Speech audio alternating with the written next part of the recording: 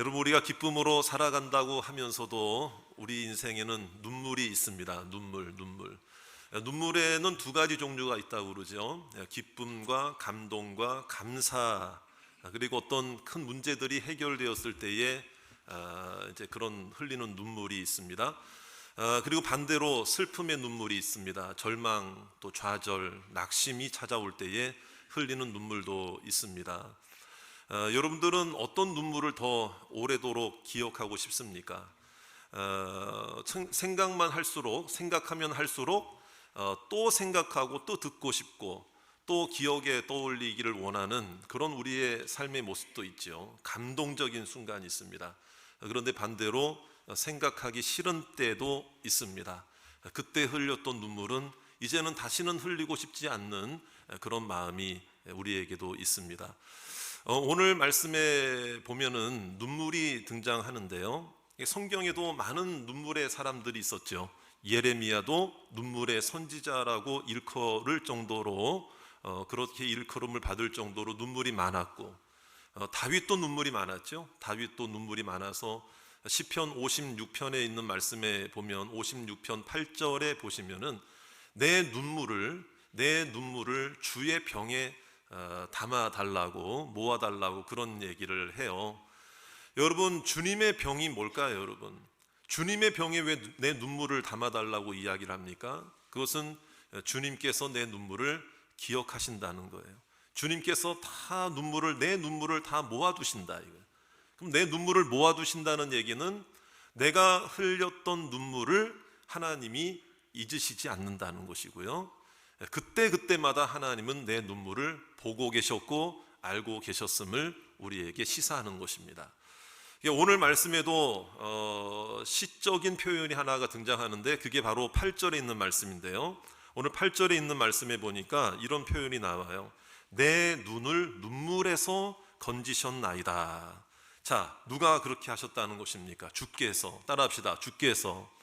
주님께서 내 눈물을, 이 시인의 이 고백을 보면 내 눈을 눈물에서 건져 주셨습니다, 이런 고백을 하거든요.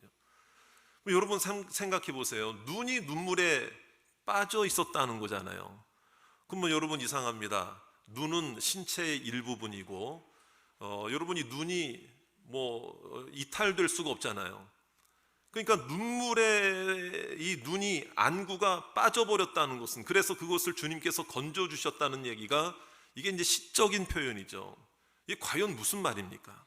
내 안구가 몸에서 이탈이 되고 빠져버려서 눈물 모아놓은 곳에 빠져버린 채로 있다가 그것을 주님이 내 안구를, 내 눈을 건져주셨다는 얘기입니까? 그게 결코 아니고요. 여러분 다 아실 거예요. 여러분 이게 무슨 말인지. 하도 눈물이 많으니까, 내 눈에 눈물이 하도 많으니까 마치 내 눈이 눈물에 빠져 있는 것처럼 여겨졌더라 이 말이죠. 그래서 내 눈을 눈물에서 건지셨다는 말씀은 이런 의미입니다. 하나님이 내 눈물을 거두어 주셨다. 하나님이 내 눈물을 닦아 주셨습니다. 하나님이 내 눈물이 그치게 해주셨습니다. 할렐루야. 그러면 이거는 어떤 의미일까요? 내가 눈물 흘릴 수밖에 없는 상황이었지만 하나님이 나의 그 애절하고 간절하고 슬프고 어렵고 힘든 상황을 하나님께서 해결해 주셨습니다. 이거예요. 해결해 주셨습니다. 오늘도 예배 자리에 나오면서 다른 거 필요 없고 그냥 한없이 울고 싶은 분이 아마 우리 성도님들 중에도 있으실지 몰라요. 오늘 이 시편은 저자가 미상입니다. 누가 지었는지 몰라요. 하지만 시편의 절반 정도가 다윗의 시라고 이야기를 할 때에 많은 학자들은 이 시 또한 다윗의 시가 아니겠느냐 추측을 하고 추정을 합니다. 하지만 그거는 정확하지는 않죠. 저자가 없기 때문에.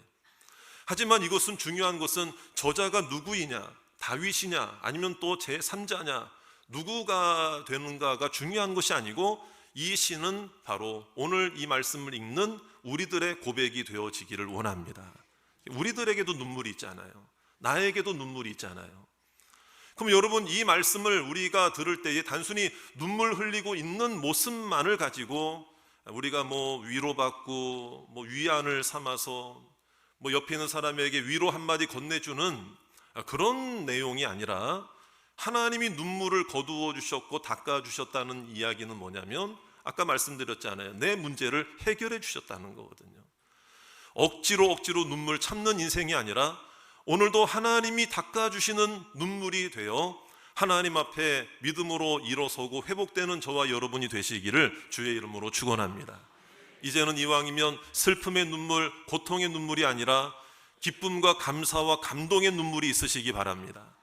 또 하나의 눈물이 뭘까요? 주님을 뜨겁게 사랑하는 그 사랑의 눈물도 있잖아요. 사랑의 눈물도 있잖아요, 여러분. 그 사랑의 눈물을 한번 뜨겁게 흘려보자 이 말이죠. 근데 이제 오늘 이 시인은 먼저 이 절망의 눈물, 슬픔의 눈물부터 만난 거거든요. 그래서 왜 눈물을 흘렸는가, 왜 눈물이 많아졌는가, 왜 눈물이 많은 상태가 되었었는가, 오늘 말씀이 나오잖아요. 자, 3절에 있는 말씀 보세요. 3절에 있는 말씀 보니까 내가 환난과, 자, 무엇을 만났을 때에, 환난과 뭘 만났을 때에, 슬픔을 만났을 때.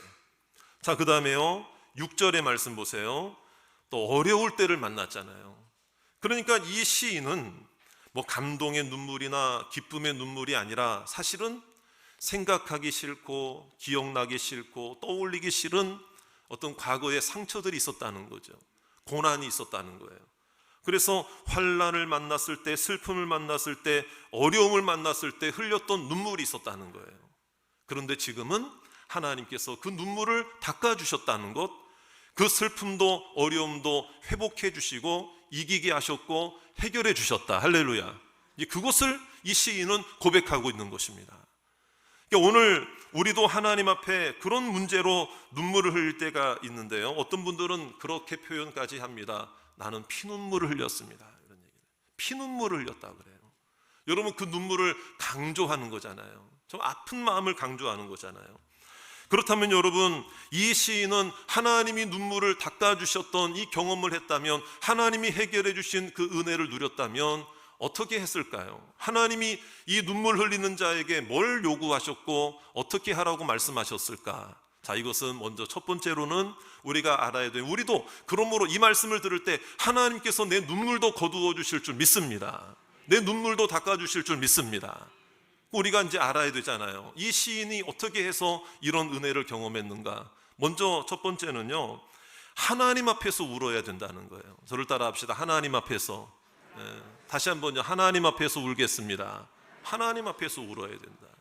그러니까 어렵고 힘들고 낙심이 돼서 울더라도 우리는 하나님 앞에서 우는 모습이 되어져야 된다는 거죠.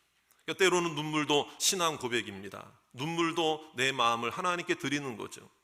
오늘 2절과 3절에 있는 말씀에 한번 보시면은요, 그의 귀를 내게 기울이셨으므로 내가 평생에 뭐하리로다? 눈물 흘리는 중에도 뭘 하는 것을 놓치지 않았다? 기도하는 걸 놓치지 않았다는 거죠.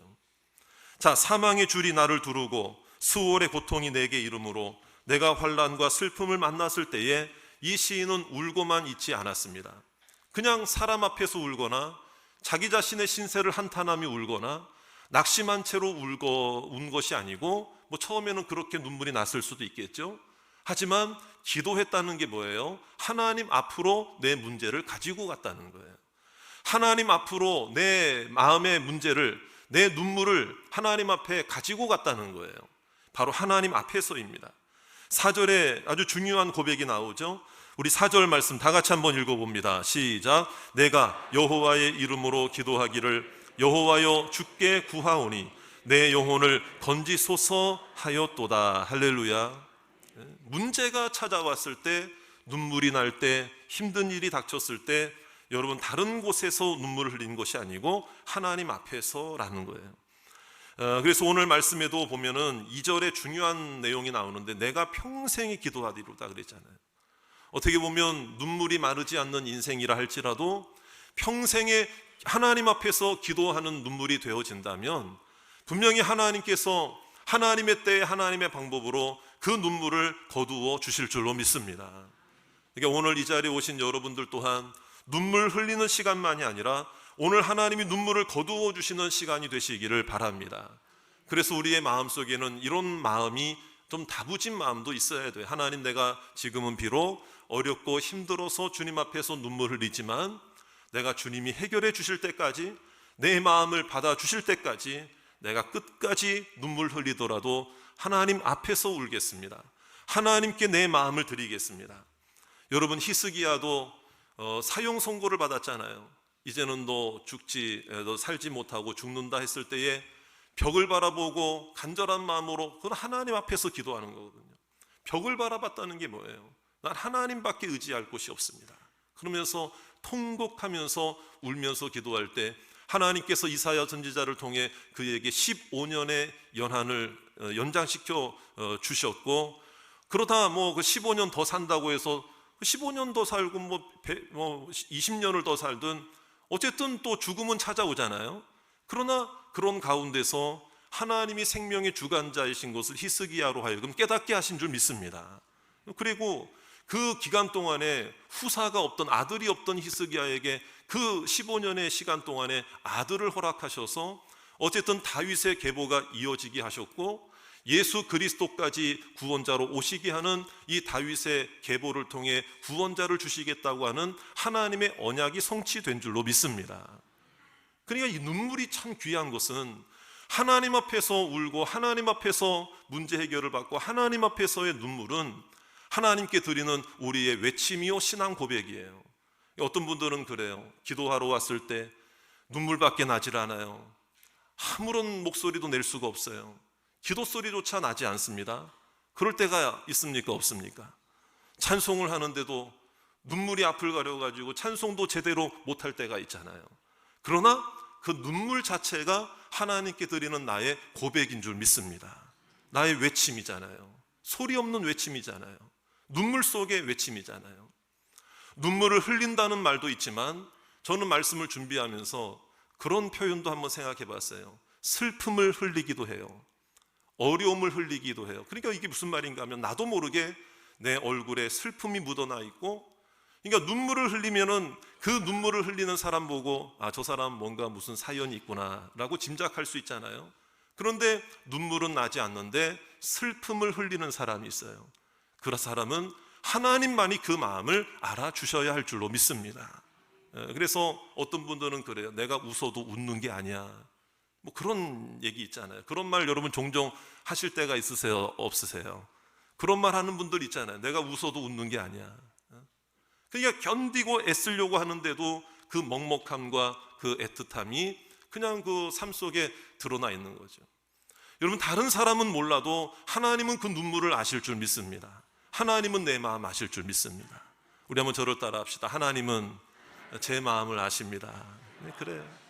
그러니까 제가 눈물을 흘린다는 얘기를 이 정말 그 물방울로의 눈물, 육신의 눈물 그 자체를 말하는 게 아니라 정말 더 깊은 의미가 있다는 걸 여러분들이 눈치채셨을 거예요. 마음의 간절함이죠, 여러분. 마음의 간절함. 그러니까 때로는 아무런 표현 안 해도, 어떤 말을 못 해도 그 눈물로, 간절함과 뜨거움으로 하나님 앞에 드리는 기도가 될 때도 있거든요. 김애란 작가라는 분이 있습니다. 김애란 작가분인데요. 이분이 쓴 책 중에 단편 소설집이 있는데 한 7개의 이야기로 구성되어 있습니다. 바깥은 여름이라는 책인데 그 책의 첫 번째 등장하는 이야기가 입동이라는 글인데요. 그 소설인데 단편이에요. 근데 거기에 보면은 젊은 부부가 나와요. 근데 이 부부가 결혼을 했는데 아이를 갖지 못하게 되어 굉장히 참 그런 시기를 보내다가 난임 치료를 계속 하다가 결국에는 2번의 유산을 경험하면서 결국에는 아이가 생겼어요. 아들을 낳은 거예요. 근데 그 아들이 5살 때가 됐는데 그동안의 부부는 열심히 또 삶을 살아내려고 애를 쓰죠. 그러면서 여기저기 이사 다니던 삶을 이제 끝내고 그래도 한 17평 정도 되는 아파트 하나를 이제 대출도 꼈지만 어쨌든 구하게 돼서 너무 감사한 게 이 두 사람이 그래도 내 아이 어린이집 여기저기 이사 갈 때마다 안 옮겨도 되니까 그거 얼마나 부부에게는 감사한 일이겠습니까? 그리고 17평 아파트를 하더라도 우리 부부에게는 너무 과한 선물이다 그러면서 하루하루 감사하며 살자, 뭐 이런 뭐 부부의 삶이었던 거죠. 그런데 그 부부에게 아이가 5살 때 정말 다시는 기억하고 싶지 않은 그런 슬픔이 가정에 찾아왔는데, 이 아이가 자기가 다니던 어린이집 차가 후진할 때 차에 치인 거예요. 그래가지고 그 자리에서 세상을 떠납니다. 그러니까 이 두 부부가 얼마나 이 망연자실, 뭐 말이 안 나오는 거죠. 가슴이 먹먹하고 그저 눈물밖에 나오지 않는 거죠. 그런데 뭐 이기려고, 슬픔을 이기려고 애를 쓰는 가운데에 뭐 시간이 좀 지났어요. 시간이 지나서 가정에 어떤 어떤 일이 있어서 벽지가 조금 이렇게 망가지고 더러워지게 된 거예요. 그래서 그것을 이제 다시 하기 위해서는 뭐 도배밖에 새로운 방법이 없잖아요. 도배를 하는 중에 있었는데 아빠가 위에서 의자 위에 올라와서 도배를 하려고 준비를 하고 아내는 옆에서 있는데, 아빠가 그러니까 아내한테 그러는 거예요. 여보, 영우가 자기 이름을 써놨어, 그러는 거야. 그러니까 세상을 떠나기 전에 그 어린 게 자기 한글 이제 뭐 조금씩 하고 뭐 이렇게 흉내내고 막 그랬겠죠. 뭐 낙서처럼 했겠죠. 근데 벽에 김씨인데, 김이라는 글씨는 이렇게 삐뚤삐뚤 어떻게 썼대요. 근데 영우를 다 못 써가지고 이응 하나 쓰고 그냥 이렇게 만 거예요. 그러니까 아빠가 직감으로 생각하기에는 이게 바로 자기 이름 쓴 거잖아요. 그렇죠? 영우 글씨로. 이 부부는 어쨌든 그 기억을 지우고, 뭐 지운다기보다도 이겨내려고 했지만 또 도배하면서 또 그 아이의 흔적이 또 나오니까, 아이가 살아 있었다면 아이의 머리라도 좀 쓰다듬어 주면서 말이에요, 안아주기도 하고, 너 이렇게 글씨 그때 너 요때 5살 때 이렇게 썼구나 하면서 칭찬도 해주고 그럴 텐데, 그럴 수 있는 아이가 없잖아요. 그러니까 이 부부는 계속해서 이 마음이 먹먹하고, 또 말이 없어도, 서로 간에 말이 없어도 그 마음을 다 아는 거죠. 근데 거기서 작가가 그 글을 풀어내는데, 거기에 아주 좀 마음에 와닿는 어떤 위로의 문장을 하나를 쓴다든지 뭐 이렇게 하지 않고, 그냥 그 눈물과 먹먹함 그대로 이 부부의 모습을 그 책에 담아내더라고요. 그걸 보면서 제가 마음속에 생각한 게 이런 거죠. 굳이 거기에 위로의 말 한마디를 쓰지 않아도 정말 눈물과 어떤 슬픔으로 어쨌든 이겨내려고 하고, 받아들이려고 하고, 이겨내려고 하는 이 부부의 모습을 그냥 그대로 눈물로만 남겨두는 이 모습을 통해서 말하고자 하는 게 있잖아요. 전 그런 생각을 했어요. 우리가 하나님 앞에서 흘리는 눈물 또한 말을 할 수 없고, 표현할 수 없고, 때로는 외칠 수 없어도 하나님 앞에 흘리는 이 눈물로만으로도 말할 수 있는 게 있다는 걸 생각하게 돼요. 그러니까 오늘 우리가 주님 앞에 나와서 흘릴 눈물이 있다 할지라도 그 눈물은 하나님 앞에 신앙 고백이고, 마음의 고백이고, 마음의 외침이 되고 찬송과 기도가 되기를 주의 이름으로 축원합니다. 그래서 저는 마음속에 이런 생각이 들더라고요. 눈물만으로도 말할 수 있는 게 있구나, 이런 생각이 들어요. 저를 따라 합시다. 눈물만으로도 말할 수 있는 게 있습니다. 그러니까 옆에 있는 사람들이 울 때는 정말 우리가 그 마음도 헤아려 줄 수 있는 그런 마음도 우리 가운데 또 있어야 할 줄로 믿습니다. 여러분, 저를 따라 합시다. 하나님이 내 마음을 다 아십니다. 자, 우리 옆에 있는 분들에게도 하나님이 내 입술을 통해서 전해준다 생각하시고요, 내 옆에 있는 사람에게도 우리 한번 얼굴 쳐다봅시다. 옆에 있는 분들 한번 보시면서 하나님이 당신의 마음을 다 아십니다. 우리 한번 인사해 주세요. 네, 다 아십니다. 다 아십니다. 네, 다 아십니다. 그러니까 우리가 하나님을 피해서는 안 된다, 이 말이죠. 그러니까 때로는 아프고 힘들고 또 생각나니까 힘들어도, 때로는 눈물이 날 때는 하나님 앞에서 나의 눈물 또한 직면해야 된다는 것. 하나님은 나의 눈물을 귀중히 여기고 나의 고난도 귀하게 여기셔서 하나님이 그 눈물을 거두어 주실 수 있는 줄로 믿습니다. 그래서 내가 너무 내 슬픔을, 내 어떤 어려움을 다 내가 내 힘으로만 막 견디려고 막 그냥 이렇게, 물론 애쓰고 힘쓰는 거 좋아요. 어떤 분들 보면은 정말 슬픔 막 이겨내려고 막 애를 쓰는 게 겉으로 다 드러나 보이는 분들도 있잖아요. 그런데 저는 오늘 이 말씀을 묵상하면서 이 시인처럼 마치 자신의 눈물을 좀 남겨놨다가 하나님이 닦아주실 기회를 하나님께, 오히려 이게 참 말이 표현이 이상해요. 피조물인 우리가, 죄인인 우리가 하나님께 무슨 기회를 드린다? 이게 좀 말은 이상한데 저는 그런 생각이 드는 거예요. 이 말씀을 읽으면서 하나님이 내 눈물 닦아주시는 그 기회를 하나님께 좀 맡겼으면 좋겠다는 생각이 들어요.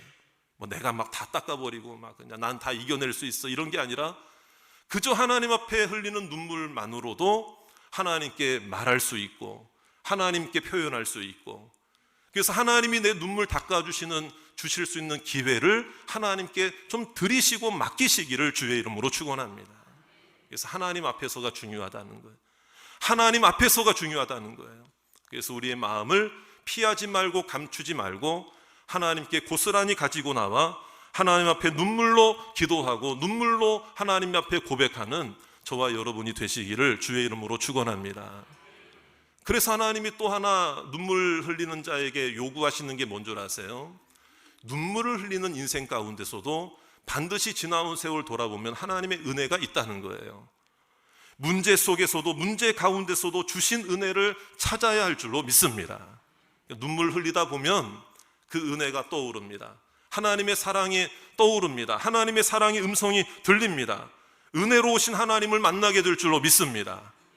그게 바로 오늘 시편의 5절에 그 고백을 하는 거잖아요. 5절 말씀 다 같이 한번 읽어봅니다. 시작. 여호와는 은혜로우시며 의로우시며 우리 하나님은 긍휼이 많으시도다. 할렐루야.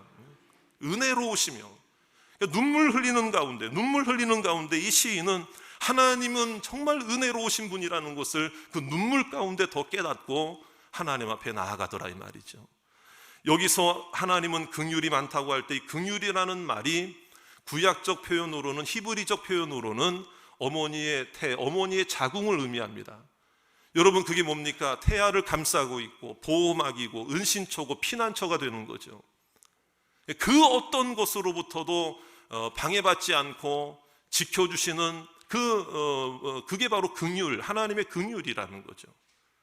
그러니까 눈물 흘리는 가운데에 하나님께서 주신 은혜를 생각하면 결국 나는 눈물 흘리고 있지만 결국 나는 하나님의 은신처와 평안과 하나님의 안식처 안에 내가 하나님의 품에 머물고 있구나를 깨닫게 될 줄로 믿습니다. 이 은혜가 힘이 될 줄로 믿습니다. 은혜가 나의 보호가 될 줄로 믿습니다. 은혜가 나의 울타리고, 여러분, 은혜 받는 일이 여러분 문제 해결을 받는 지름길이라는 것을 하나님이 아시기 때문에 여러분, 눈물 흘리는 자에게 하나님은 내버려 두지 아니하시고 어떤 방법으로든 찾아오세요. 예배를 통해 찾아오시고 말씀을 통해 찾아오시고, 오늘 어쩌면 여러분들이 눈물 흘리고 있는 여러분들의 모습이 있을 때에 오늘 이 시간이 여러분들에게 다가오시는 하나님의 은혜의 손길인 줄로 믿습니다. 이게 바로 긍휼하심이잖아요. 그래서 오늘 본문은 아니지만 12절 말씀을 한번 보십시오. 12절 같은 성경이니까는요, 12절 말씀 한번 쳐다보세요. 12절 말씀 한번 찾아보십시오. 우리 같이 한번 읽어보겠습니다. 시작. 내게 주신 모든 은혜를 내가 여호와께 무엇으로 보답할까? 그렇잖아요. 그러니까 눈물 흘리고 힘들어서 어려움을 당하고 눈물 흘리는 분들의 공통점이 뭐냐면 아무도 내 마음 알아주지 않아. 그러니까 마치 눈물 흘리다가 보면은요, 죄송한 얘기예요. 이게 이제 극단적으로 가면은 다른 사람은 다 잘못된 거야. 나를 방치하니까. 내가 눈물 흘리는 이 마음을 아무도 몰라주니까 어떤 마음이 드는가 하면 나는 뭔가 정당해서 눈물 흘리고 뭔가 나는 눈물 흘릴 당위성이 분명하고 명분이 분명한데 다른 사람들은 내 마음 몰라주는 것 같은 거예요. 그러니까 이게 눈물이 극단적으로 가면은요, 어떤 마음이 드냐면 다른 사람들이 미워진다니까요. 나를 막 구경만 하는 것 같고 손가락질 하는 것 같고 막 그런 생각이 들 때가 있거든요. 여러분, 그러나 하나님 앞에서 눈물 흘리는 자는 결코 그래서는 안 된다는 거죠. 그러니까 여러분, 눈물 흘리더라도 하나님의 은혜를 경험하는 자는 하나님이 내 마음을 아시기 때문에 그 은혜와 확신 속에 다시 한번 추스리고 그 은혜를 기억함으로 나아가게 될 줄로 믿습니다. 그래서 눈물의 끝은 감사가 되어야 합니다. 눈물의 끝은, 눈물의 결과는 좌절이나 미움이나 시기와 질투가 아니라, 포기가 아니라 눈물의 끝은 항상 감사가 되어야 합니다. 은혜의 끝이기 때문에 그렇습니다. 그래서 오늘 말씀에도 보면은 17절에 있는 말씀 보세요. 17절에요. 내가 주께 감사제를 드리고 여호와의 이름을 부르리이다. 감사제가 뭐예요? 지금으로 말하면 감사 예배를 드렸다는 것이죠. 감사의 예물을 드렸다. 이것도 괜찮죠. 감사의 고백을 했다. 이거죠. 그러니까 이 은혜를 깨닫지 못했을 때는 옆에 있는 사람, 내가 울고 있을 때 아무도 위로해 주지 않는 그 모습들을 보면서 막 부하가 치밀어 오르고 화가 나고 밉고 이런 마음이 들지만, 하나님 앞에서 눈물 흘리다 보면 모든 것이 내게 주신 은혜로 여겨지게 되고, 근데 참 희한해요. 하나님의 은혜를 경험하는 순간 어디서 왔는지, 어떤 마음이 들었는지 옆에 있는 사람들이 나한테 위로의 손길을 내미는 거예요. 결국에는 그 모습들 또한 하나님이 허락해 주신 은혜의 손길인 줄로 믿습니다. 그러니까 은혜 받고 감사하는 게 이게 굉장히 중요하다는 생각을 우리가 해야 한다는 것이죠. 결국에는 하나님께서는 눈물 흘리는 자를 내버려 두지 아니하시고 6절과 7절에 고백을 하게 하시죠. 우리 같이 한번 6절 7절을 다 같이 읽겠습니다. 시작. 여호와께서는 순진한 자를 지키시나니 내가 어려울 때에 나를 구원하셨도다. 내 영혼아 내 평안함으로 돌아갈지어다. 여호와께서 너를 후대하심이로다. 할렐루야. 후대하신다는 게 뭐예요? 하나님이 우리를 대접하신다는 것이고, 존중해 주신다는 것이고, 세워주신다는 것인데, 이거는 결국에 뭐냐면 아까도 계속 말씀드리는 거예요. 눈물의 기도는 하나님이 알아주시고, 하나님이 생각해 주시고, 하나님이 잊지 않으실 줄로 믿습니다. 이게 바로 후대하신다는, 후대하신다. 여러분, 세상의 위로나 다른 사람들의 접대나 대접이 아니라 하나님의, 우리를 존중히 여기시는 하나님의 대접을 받으시기 바라고요. 하나님의 보호를 받으시기를 주의 이름으로 축원합니다. 여러분들은 어떤 모습이 있습니까? 지금 웃고 있는 것 같아도 혹시 울고 있는 분은 없습니까? 다시 한번 하나님 앞에서 눈물로 고백하는 시간이 되시기 바랍니다. 때로는 회개의 눈물도, 때로는 참회의 눈물도 있을 수가 있어요. 그러니까 이 눈물은 중요한 의미가 있습니다. 목적이 있습니다. 하나님 앞에서 내가 새로워지는 것입니다. 내가 무너지는 것이 아니에요. 하나님 앞에서 내가 새로워지는 거예요. 창피할 일도 아니에요. 부끄러워할 일도 아니에요. 여러분, 가족들끼리 집에서, 가정에서, 거실에서 텔레비전 보다가도, 드라마 보다가도 눈물 날 때 있으세요? 없으세요? 아빠들도 우세요? 안 우세요? 솔직히 얘기하세요, 여러분. 저도 뭐 이렇게 볼 때 옆에 제 아내도 있고 뭐 그런데 눈물이 찔끔 날 때가 있어요. 그러면은 그거 들키면 되게 창피하고 막 그런 좀 무한 이런 때가 있어요. 뭐 괜히 뭐 그런 거가 있잖아요. 가요를 듣는데도 유행가를 듣는데도 눈물이 날 때가 있어요. 저보고 영성 없는 목사라고 너무 또 인터넷에 올리거나 그런 일이 없으시기 바랍니다. 근데 저도 좀 그렇잖아요. 근데 제 노하우가 하나가 있어요. 안 들키려고 하는 노하우. 그게 뭐냐면 아무렇지도 않은 듯 왜 이렇게 목이 마르지? 일어나서 물 한 잔 떠러 가요. 그러면서 이렇게 하고 오죠. 하나님 앞에서는 감출 수 없어요. 하나님 앞에서는 감출 수도 없고 감출 필요도 없고, 하나님은 내 마음을 아시니까. 그래서 여러분, 우리는 예수님의 말씀을, 하나님의 말씀을 다시 한번 새겨야 할 마음이 필요가 있는데요. 여러분, 저를 따라 합시다. 예수님도 눈물을 흘리셨습니다. 예수님 하면은요, 보혈만 흘리신 줄 알잖아요. 아니에요. 예수님은 보혈만 아니라 눈물도 흘려주셨어요. 히브리서 5장 7절 말씀, 우리 다 같이 한번 확인해 볼까요? 히브리서 5장 7절 말씀, 우리 같이 한번 읽어보겠습니다. 시작. 그는 육체에 계실 때에 자기를 죽음에서 능히 구원하실 이에게 심한 통곡과 눈물로 간구와 소원을 올렸고 그의 경건하심으로 말미암아 들으심을 얻었느니라. 할렐루야. 십자가 앞에서도 예수님은 우리의 구원을 위해 통곡하셨고 눈물 흘리셨다. 보혈만 흘리신 게 아니다 이 말이죠. 그렇다면 우리도 마찬가지예요. 영혼 구원, 누군가의 영혼을 위해 흘리는 눈물, 가정을 위해 흘리는 눈물, 나 자신을 위해 흘리는 눈물도 괜찮아요. 하나님께 맡기는 눈물이 되어야 하고, 문제 앞에서도 하나님 앞에 우는 자는 웃게 하실 줄 믿습니다. 문제 앞에서 감사하는 자는 하나님이 변화해 주시고 해결해 주실 줄 믿습니다. 우리가 그 눈물을 잊어버리지 말고 하나님 앞에 믿음으로 눈물로 고백하는 저와 여러분의 삶이 되시기를 주의 이름으로 축원합니다.